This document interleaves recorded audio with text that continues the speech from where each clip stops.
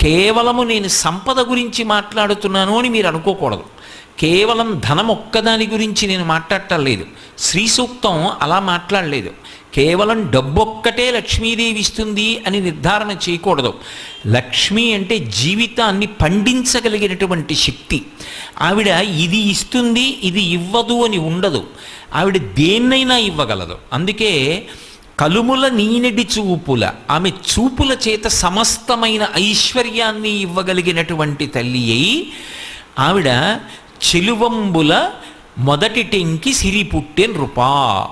ఆమె ఈ లోకానికంతటికీ కూడా అద్భుతమైనటువంటి సౌందర్య రాశి. లోకమాత మొట్టమొదట సృజింపబడింది అన్నారు. అంటే మళ్ళీ క్షీర సముద్రంలోంచి ఆమె తల్లి క్షీరసాగరానికి కుమార్తెగా ఉద్భవించింది. ఇది ఆమె యొక్క